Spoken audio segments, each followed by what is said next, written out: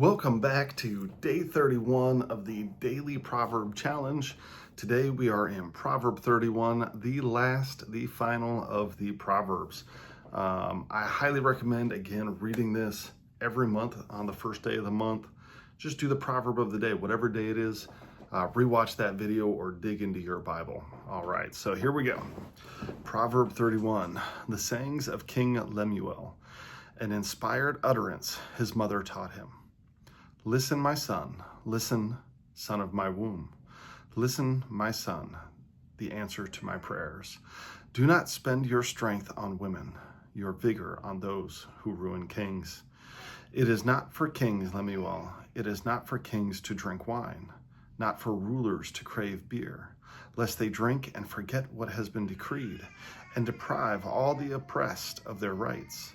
Let beer be for those who are perishing, wine for those who are in anguish. Let them drink and forget their poverty, and remember their misery no more. Speak up for those who cannot speak for themselves, for the rights of all who are destitute. Speak up and judge fairly. Defend the rights of the poor and the needy. A wife of noble character who can find? She is worth far more than rubies. Her husband has full confidence in her and lacks nothing of value. She brings him good and not harm all the days of his life. She selects wood and flax and works with eager hands. She is like the merchant ships bringing her food from afar. She gets up while it is still night. She provides food for her family and portions for her female servants. She considers a field and buys it. Out of her earnings, she plants a vineyard. She sets about her work vigorously. Her arms are strong for her tasks. She sees that her trading is profitable, and her lamp does not go out at night. In her hand, she holds the distaff and grasps the spindle with her fingers. She opens her arms to the poor and extends her hands to the needy. When it snows, she has no fear for her household, for all of them are clothed in scarlet. She makes coverings for her bed. She is clothed in fine linen and purple. Her husband is respected at the city gate, where he takes his seat among the elders of the land. She makes linen garments and sells them, and supplies the merchants with sashes. She is clothed with strength and dignity. She can laugh at the days to come. She speaks with wisdom, and faithful instruction is on her tongue. She watches over the affairs of her household and does not eat the bread of idleness. Her children arise and call her blessed, her husband also, and he praises her. Many women do noble things, but you surpass them all. Charm is deceptive and beauty is fleeting, but a woman who fears the Lord is to be praised. Honor her for all that her hands have done, and let her work bring her praise at the city gate. All right. A couple that stuck out to me was one, let beer be for those who are perishing, wine for those who are in anguish. Let them drink and forget their poverty and remember their misery no more. Obviously, this right after saying, drunkenness is not for kings or rulers. But I find it interesting that it juxtaposes that with, if someone is in their poverty, then let them drink and forget their woes.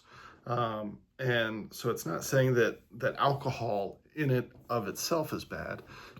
It's that alcohol has purposes and places.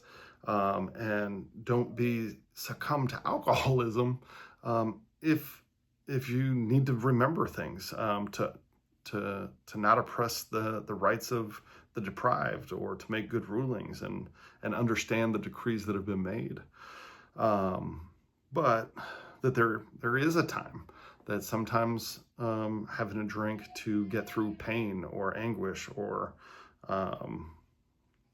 situations like that.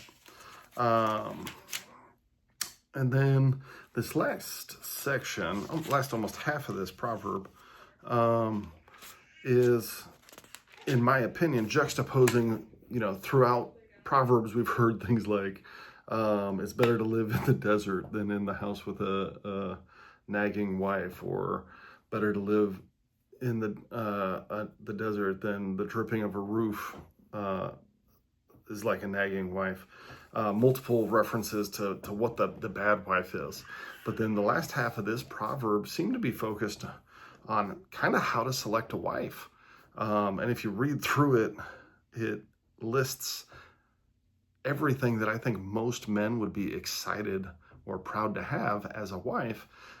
But if you noticed, it doesn't display anything physical. And that's one of the things I love about this is obviously everyone wants a wife to be physically appealing, right? But that's not how you select a wife, right? You select her based on her character. And oftentimes you get both, but being mindful that the character is more valuable than the appearance, because appearances are going to change. They're going to fade over time anyway, but character does not. Hopefully character improves over time, or is even more established.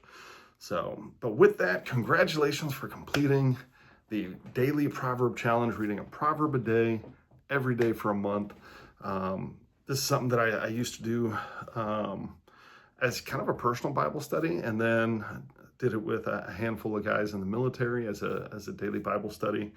And we continued to do it even though we had already made it through Proverbs, because every time that we read through the book of Proverbs, there was something different that stuck out. There was something else happening in life that a proverb that day that we read connected differently.